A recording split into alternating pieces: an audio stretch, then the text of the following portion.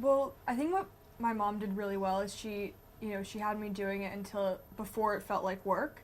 So I just had a lot of fun. Like I made little friends on set and we played games and they kind of just like gave us toys on the beach and we ran around and it wasn't like real modeling. So it was really fun for me. Like I only have good memories from it.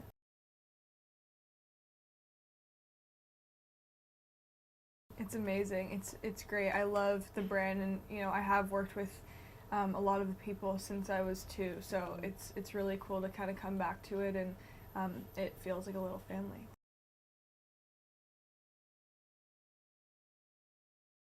Yeah. Well, I think that with every, I guess what they're saying is that like with every generation of supermodels comes kind of a new theme, and the reason that that generation is kind of the rebirth of whatever supermodel generation that is.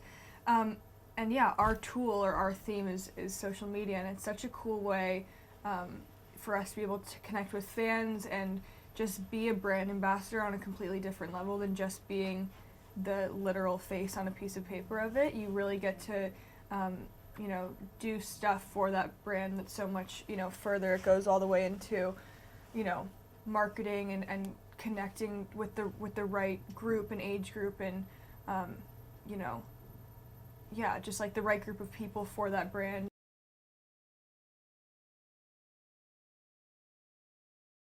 Well, both of my parents, obviously I was raised very blessed and I had an amazing childhood, but both of my parents came from very little. And I think that even though, I was born once they were both very successful, they never let me think that that was my path and that was an excuse to not work hard, that I could use their success.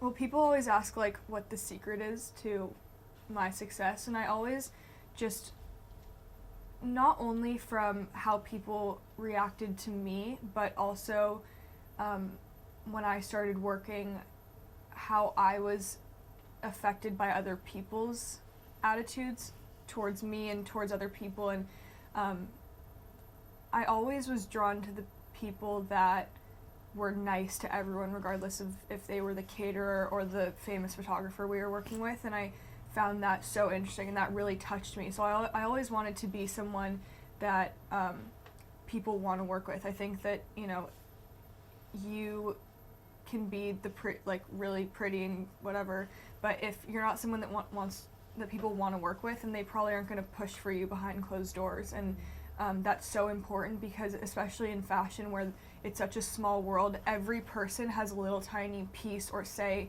in something else or in another opportunity, and they have so much um, pull wherever that is. So if you're someone that they want to push for, then that's how you're going to get the job.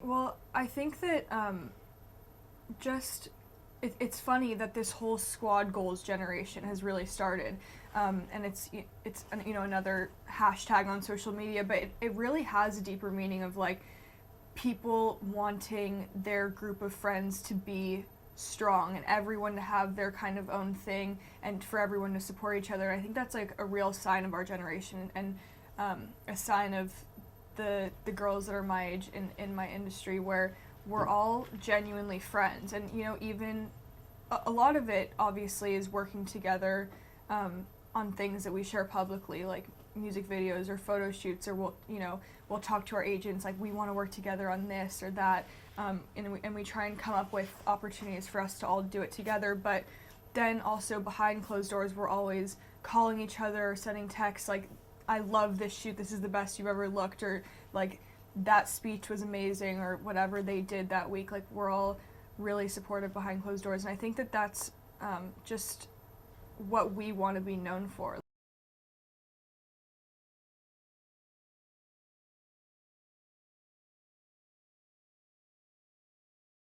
It's honestly like the best feeling ever, and I really can't take that much responsibility for it because, um, once well, that's what I actually asked my boyfriend at the time for, and he was great. And then once I tweeted about it, McDonald's, KFC, and a bunch of a Subway, and a bunch of like local New York places sent me like hundreds of gift cards. So every week I like restock my wallet with them, and it's a really really good thing to ask for, because for me I would get worried about where the cash was going, and I don't always carry cash on me. So to be able to give that to someone, and sometimes if I have a couple different ones, I let them choose. And I think to be able to kind of get on that level and let that person know that you're treating them like a human, and they maybe have a choice between Subway and McDonald's, even if that's a little thing, like to them that means a lot, because you are that's starting a conversation, and sometimes that's a lot more than a lot of people give them. So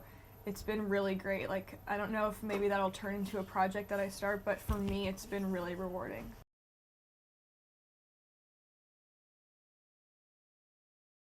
I think just people's like how people are so quick to try and find the bad in everything, where I feel like people could just be so much more positive. Like, talking about the gift cards, like when I posted that, a lot of the first thing people said is like, why would you give them a McDonald's gift card? That's so unhealthy. It's like, when they haven't been eating for 10 days, like probably a Big Mac is going to do more good for them than it is bad. Where like I just wish people could just try and see the good in people, because I think that it would in a lot of world issues, not only on small scale issues, if people could just try and find the good in each other rather than the bad, it would help a lot of situations.